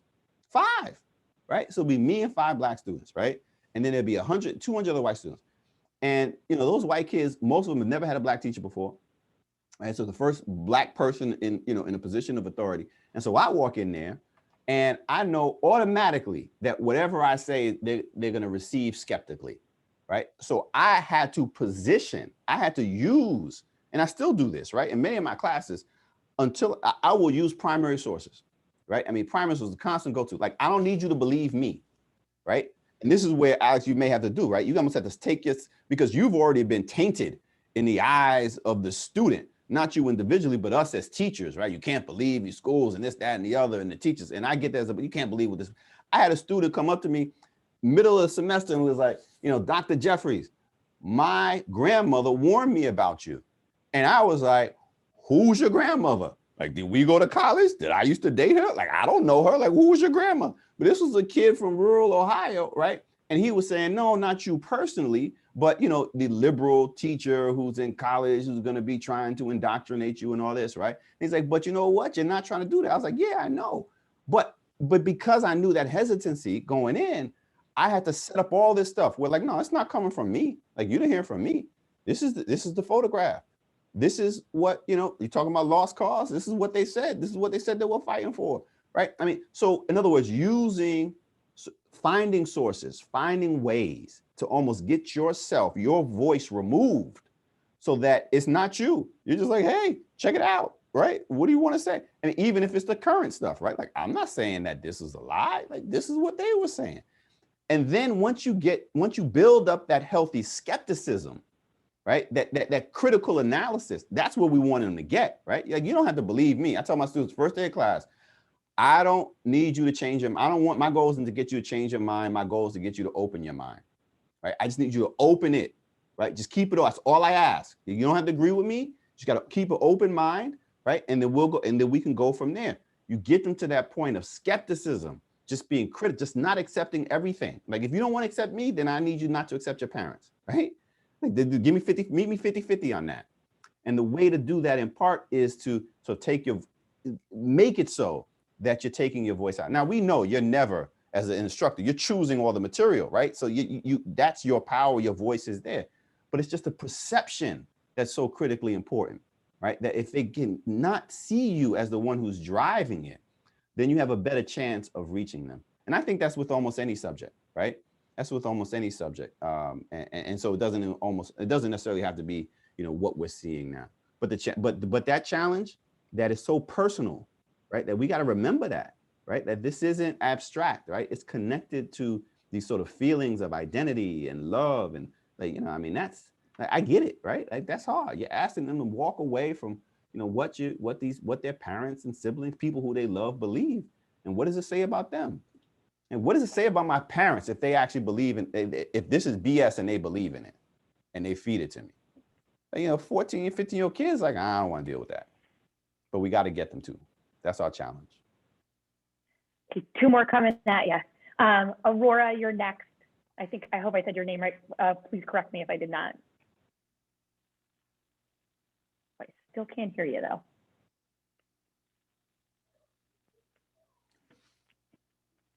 Oh yeah, no, we can't. Yeah. Can you hear me now? Oh yeah, we got Yeah. you now. We got you Yes. now. Okay. Okay. It was my mic. Sorry. Um, you addressed, Doctor, about the challenges of as a teacher. I'm a Latina woman of color, and most of my kids are Mexican American immigrant children. And so, what I hear what you're saying, and you started answering a little bit about the challenges as a teacher to my kids in Los Angeles. I teach in LAUSD, Mm. and so part of I think what I heard you saying is for kids of color, at least for me, how I've approached it, I teach first, second grade, Mm. um, is getting them to look at their personal lives Mm-hmm. and hold them up with value and pride in terms of their background, their family histories, where they come, and weaving it into how they are part of our heritage as a country, as a nation. And so I kind of keep that into as a, in the bigger context, but I do find it difficult um, trying to remain neutral in these times. I remember when Donald Trump was elected in my community, Mm. that was very, very catastrophic. Yeah. Children were crying. Children were worried that their parents were going to be rounded up and sent back to their countries. And the next day I had to walk into that classroom, I was trying to keep it together myself. But then just being the sponge of all of that fear and the crying that happened that day. I'm never going to forget that day. Was the worst day, one of the worst days that I've Mm. had as a teacher, and trying to help them work through that social, emotional trauma is what it is. Just Mm. like our Black children or students of color, they have trauma with the police. They Yeah. see the police, they don't see safety, they see fear. I mean, they see like, oh my gosh, something might happen. And so it's a different, I don't know if you could just, I guess, more talk about that if we're Yeah. in that position. Yeah, no, I am very much of the belief that we have a obligation to speak truth. And that means speaking truth about the moment, right? Speaking truth about the contemporary moment. One of the things, even our littlest learners, right? My youngest daughter is 5 years old. When I say something that ain't true, right? She's like on it, like that ain't true. Like, Daddy, I know you lying. That ain't true. Like, I'm skeptical, Daddy. I'm skeptical. I'm like, yo, what are you being? I mean, they know they see what's on TV, so they're hearing what their parents are saying at home, right? And if they come in and you're like, well, I'm not really going to talk about this, right? Donald Trump believes in white supremacy, right? And he's been using white supremacy to mobilize a significant portion of the American electorate. And that has animated a certain segment, a certain population has been animated by his white supremacy. And another larger segment is okay with his white supremacy, but it's still white supremacy. And so if we're in class and we're going to talk about it and they have questions, right? Like we're going to be like, to pretend that it doesn't exist. Like that's to me, that's educational malpractice. Like what are we there for? Right? If we're not, what's the point of even learning all of this history if they can't apply it and make sense of the current moment? I mean, this is what we are doing for them now is preparing them for the future. And so even if Aurora, they're first and second graders, I'm with you. They feel the pain. They know what's going on. They may not be able to articulate it, right, in the same way that we would, or some of our older learner was, but they know. And if we withhold the truth from them now, if we withhold the truth from them now, they will be skeptical when they are introduced to it later on. Yeah, when I get your students in college, you know what happens, right? Whether they were African American or Latino or white, and we've been withholding the truth from them, either about the past or the present. Right? They wind up going, and I get them in U.S. history, African American history, or civil rights movement, and they show up in my class, and we start talking about these things. We talking about lynching and Jefferson and Madison and all this stuff. They wind up going through the 5 stages of grief, right? So first they're like, I don't believe you, right? Because I had a teacher, Miss Carolyn Smith, and she told me, and she ain't never told me that. I loved her. She never told me that, right? So like, I don't believe you, right? And then you keep rolling with the evidence, right? And then suddenly they're like, wait a minute, you may be onto something. So what's after the grief? After the grief or disbelief is anger.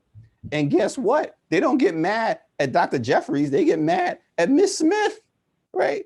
Like Carolyn, they all upset at you. They're like, I don't believe she was my favorite teacher. And now I can't trust her. Anything she never told me any of this, right? And I see it all the time, right? It's like, no, you don't want to be that. You want to be that teacher who they remember that, no matter what, she told me the truth. No matter what, he told me the truth. And of course, in age appropriate ways. And sometimes the truth is just a question, right? It may not be laying it out. It just may be a question. Yeah, you need to think about that. Or it's very possible that X, Y, and Z is true, right? Or you need to look into that. Maybe it's just a question, but the kids will remember that question. And they will remember that you did not mislead them, because at some point they're going to learn the truth. And when they learn the truth and they feel misled, that's a terrible place to be. We don't want to set up our students for that at any age. We want them, because that turns them off from education. But here's the thing. Once they identify you as the teacher who told the truth, oh my God, they never forget you, right? It's like, I mean, I can't, when I get those kids in class, right? And they're like, oh, I had, back in the 4th grade, so-and-so told me that this was, and they're who you remember, because that's the impact that we can have. And that's the impact that we should be having on our students. So, and you have to tell the truth, right? You can't hide. You can't, and the stakes are too high too. Like literally the stakes are too high, not only for them, but for us. This is the Constitution Center. The Constitution is a fragile document. Our democracy is fragile. And if we're hiding from them essential truths about its fragility, then the cost of that is we don't get to have a democracy. I think one of the biggest things we've heard across the classes nationally in the last week, I guess it's been a week, I can't even tell, is this realization that we haven't been telling our kids how much energy goes into keeping a democracy.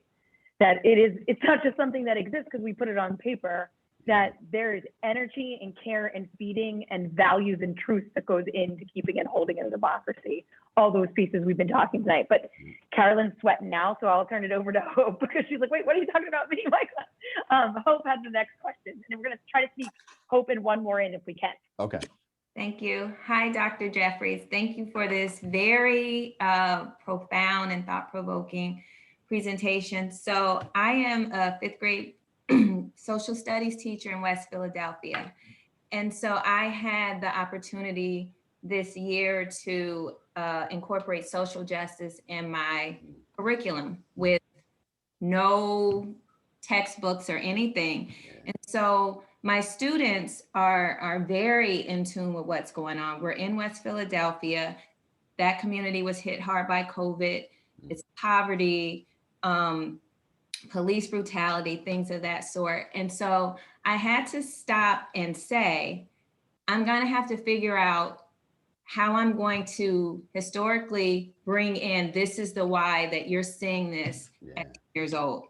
And so I reached back into the civil rights movement, and we talked about protesting, and we talked about advocacy and things like that. And they're getting it. And now we have these conversations about race and what lynchings look like back in the civil rights movement to this is what lynchings are now, but they wear uniforms. And so my question to you is, do I stay in this civil rights era with them, with what's going on now? Because I don't have, I'm finding resources. I really want for them to make those historical connections, because the conversations that we're having is so robust, and they're really getting it. And they're very like in awe that this happened, or this has been going on for so long. And I'm very disappointed in, our education system collectively not being truthful in history books and things like that.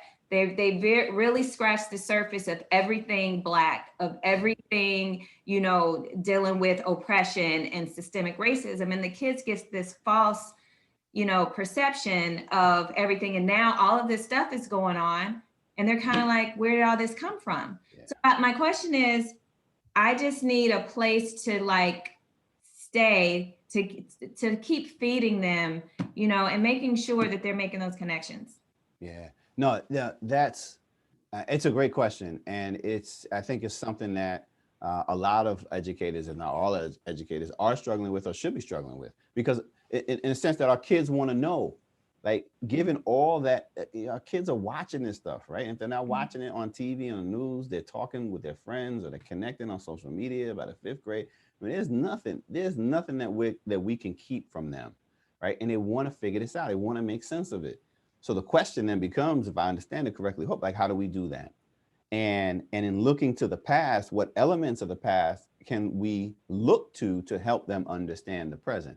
I think there are really two sort of general areas, and you can almost pick and choose a period and then use it. But there's two things that we should be doing, and it's a balance that you have to create. The one is, you got to be able to explain the problem, right? And so you mentioned, for example, racial violence and racial terror. You can talk about lynching, right? And those public spectacles. Now, but how does that connect or compare to sort of police violence today, right? From 2010, and as a resource, the Washington Post has been running, because the federal government does not require police departments to report out its deadly use of force, right? The Washington Post has done this sort of survey of its own, right, of looking at the number of sort of police killings. People have died at the hands of police over the last 20 years, last 10 years or so.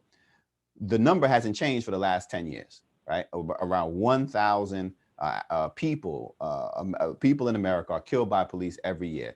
Give or take 100, give or take 50 or so, right around that 1,000 number every year for the last 10 years. So even after Ferguson and all that and body cameras, the number has not changed. Of that number, around 350 or so are African Americans. Right, so around 350 African Americans are killed every year at the hands of the police. Right, for the last 10 years, the number hasn't changed. You compare that to lynch. You say, okay, well, what does that mean? It's only 350 people, right? That's 3 times as many people are killed at the hands of police every year in 2020, in 2019, 2018. 3 times as many than were killed at the hands of lynch mobs during the height of lynching. 3 times as many people are dying, Black people are dying in the hands of the police today than died at the hands of lynch mobs during the height of Jim Crow. That's the perspective that kids need to understand. Like, wait a minute, like, and that's the state. So how then do you draw the problem? So that's sort of, okay, here's the problem. Got to understand the problem. I mean, that's like war on drugs, that's mass incarceration, that's segregation. So these are all these problems, right? And somehow you got to kind of get our students to think about, if not fully explain and understand, like, these are the issues. It's not natural. These are policy decisions. These are practices that people are engaged in. You can look at the civil rights area. You can look at housing. I think housing is really where everyone has to start, right? Because housing is the pivot around which all opportunity exists, and housing is purposefully segregated into the modern era, starting in the 1930s with the New Deal moving forward. So housing becomes a great way. But we also can, and I'm glad, Hope, that you pointed out the civil rights movement. And one of the benefits of dealing with the civil rights era is because you're able to see the ways in which, very clearly, again, you always had that persistence of resistance, but that civil rights era, you always have, you're able to see the ways in which Black people are engaged in mass organizing, mass protest. And that's the example, right? That's the power of the civil rights movement, because that's where you saw the most dramatic change. The greatest effectiveness for African-American organizing that have been building for decades is in the 1940s, 50s, and 60s. So that becomes a model, a useful model for people to use. So that's the balance, right? It's not just the oppression, because you don't want to just leave our kids depressed, right? Like, man, because look, the truth is, everybody should be a little bit depressed if you're actually teaching American history accurately, right? Yeah. Like, we can't, this ain't no Disney version of history, right? Like, I had a student this year who was like, oh, Dr. Jeffries, after the first day of class, we were online, and I forgot, I showed some films on convict leasing, right? And the student, emails me like, Dr. Jeffries, it's very nice to meet you. I enjoyed the films, but there was some really tough material in there, right? About lynching and all this other stuff. And she said, it would have been helpful, maybe if not for me, but for some other students in the class, if you had given a trigger warning, right? Just to say, a heads up to the students. And I said, you know what, I didn't think about that. Thank you very much for reminding me. And I forgot to give the students you know, that what I usually say when we're meeting in person on the first day of class. And that is, here's your trigger warning. It's American history. The whole damn thing is hard, right? If you don't think it is, then I don't know what version of history you've been saying. We talk about slavery and racial violence and say, like, what are you talking? The whole thing. You should be shook every class, right? But we can't leave them there, right? But the hope isn't this magical sort of, hey, everything turns out fine in the end, right? The hope, what we got to leave our students with is, and this is what's the strength and beauty of African American history and studying the civil rights movement, is that there's never been a time where people haven't fought. There's never been a time where people haven't been organizing, and there's never been a time where they haven't been effective. Now, it's not always immediately effective, but that's the change, right? That's how we get the progress. And so that's where we got to leave our students. Like, you got to understand the heavy stuff, because it's real, right? It's dangerous in them streets, right? Then and now. But you've always had people who have fought. You've always had people who have organized against odds. And it's never been a lot of people. It's always been a small group, right? It's never the majority, right? It's always been a small number, but that small number has always proven to be effective.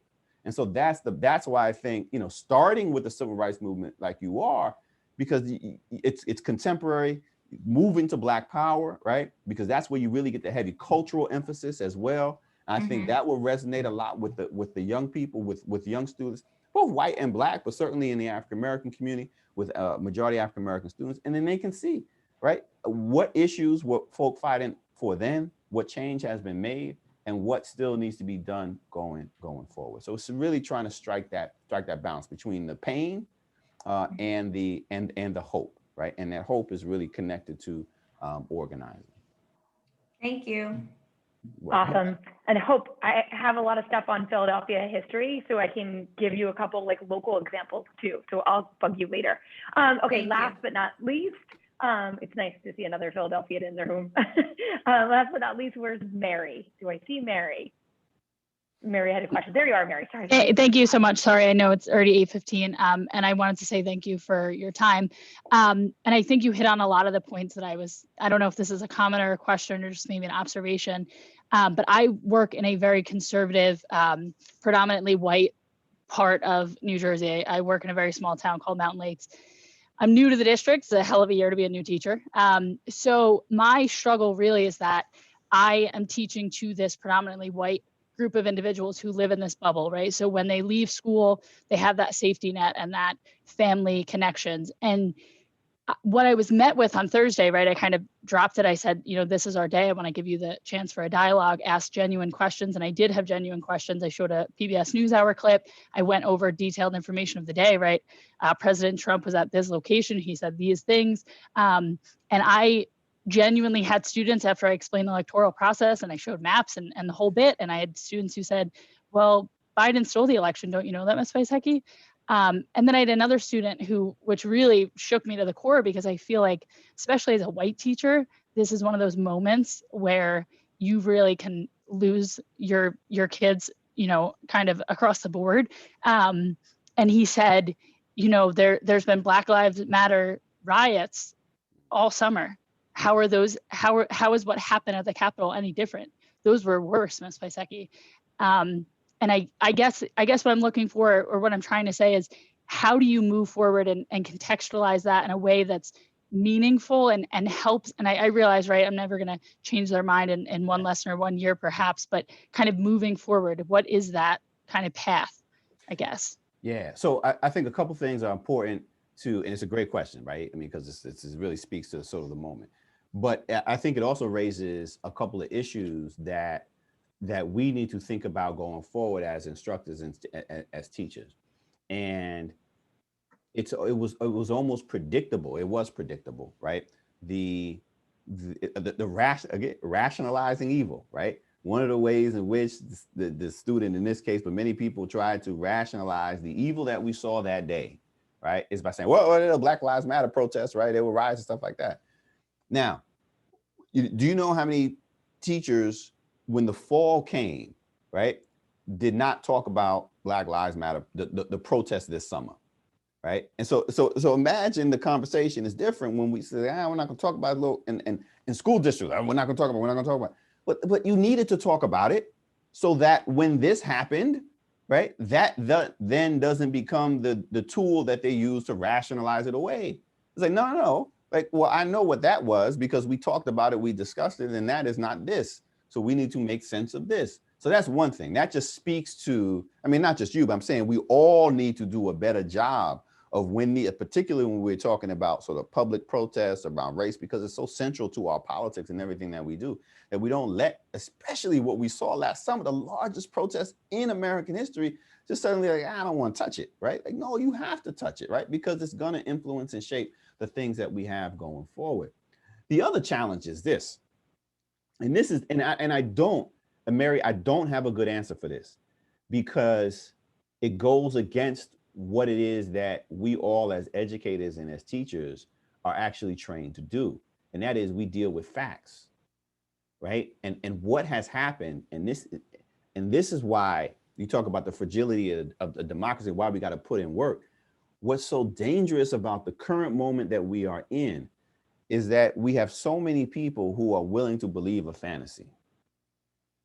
That I don't know what you do. We like to think, we like to imagine that simply, and this is what you just described, Mary, that simply presenting the facts, what we know to be true, undisputed, is not enough to move people off of the position of their fantasy.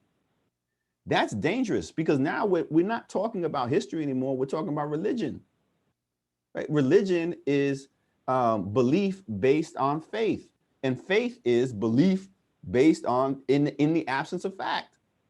That's why I will debate anybody anytime on almost anything. I do not debate religion, because how can you debate religion? Religion is what you believe in absence. There's no facts that I can present to you that will change your mind because your belief is rooted in the absence of fact. Great. But that can't be our politics. That can't be our understanding of the present. And that can't be our understanding of the past, because there's nothing you can build off of that.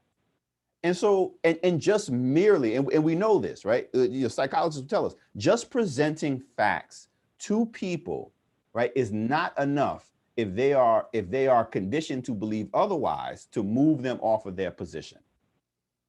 Like, and that's all we have as teachers is facts, right? And interpretation, but that's it. I think the best that we can do in these situations, because this isn't in fact religion, and it should be based on facts, is to constantly ask the students for their facts. What is the basis of your information, right? Tell me what it is. Because we know it's not true. I need, you don't have to tell them that, right? Because as soon as you tell them that's not true, like, just what is your source of information, right? Just keep probe, make them answer, put that work, make them do that work. Like, we're so consumed, like Black folk do this all the time, right? Black folk, like you encounter some racist person, they say something racist and you're like, in the moment, you didn't know exactly what to say. And then we walk off trying to figure out, we thinking about this for the next 2 weeks, right? And meanwhile, Mr. Joe Racist is out drinking beers, right? Ain't giving another thought. I say we change the dynamic, even with the students. It's like, okay, if that's what you believe, you can believe that. You're entitled to your opinion. You're not entitled to your own facts. Tell me what your source information is. In fact, here's a research. Here's some extra credit, right? Give me 3 pages. I'll give you 5 points. Give me 3 pages explaining sourced material, right, on what this is. And if it just comes back to, well, Donald Trump said so, that's not enough, right? Like, give me, so, and that, obviously, that is going to change, right? I mean, whether it's, this election, it's not going anywhere, but we just ask the students, go give me your facts. I need you to deal with facts. Here are mine. Where are yours, right? This is what the Supreme Court is. What are yours? That's really the most that we can do. And hopefully in that, we will be able to plant a seed of skepticism, of critical analysis that may not bear fruit in our classes, right? It may be down the road. But if they're like, Ms. Plasecki said, I got to have facts, then, maybe they'll ask outside of our presence, those who are around them spewing the same falsehoods, what are their facts? I think that's really the most that we can hope for. But we have to raise the question, and we can't shy away from it either. because that goes, I think it was Alex who was saying, what do I do? Like, we're educators. We are tasked with teaching, and we can't surrender that, right? Either because it's too difficult or because everybody else is dealing in a fantasy world. We have to do that work. And we're not, and you're right, we're not going to convince everybody, but that doesn't mean that we don't try, because that's our job.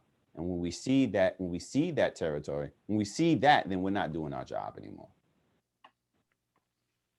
And I think that's a perfect way to wrap it up. So Mary, great wrap up question. And that's hardwired into every teacher here, especially a teacher that teaches history or social studies or civics. You always say, what's your sources? Cite your sources. You do it for the easy stuff. So make sure you do it for the hard stuff too, because I think that really, really matters. Professor Jeffries, I mean, we walked in telling everybody that you're my favorite professor, but I think now you have maybe won over everybody else as well. So thank you so much for all that you've done tonight. It was an amazing conversation. Teachers, great questions. I just want to let everybody know that in that shared drive that I sent you, there's a few more slides about the professional development. This summer, we have an entire week on battles for equality, and Professor Jeffries will be back. So lots of great ways to get more lectures in. Next week is live classes on civil rights. And then we have a teachers advisory council where we're bringing thousands of teachers together across the country to help us build better mousetraps, better plans, better programs. So check out that link as well, because we'd love you all to join. So thank you so much, Professor Jeffries. Thank you everybody for joining us. And I hope you all have a great Tuesday night, whatever. Thank you. Thank you. Take care and good luck, everyone.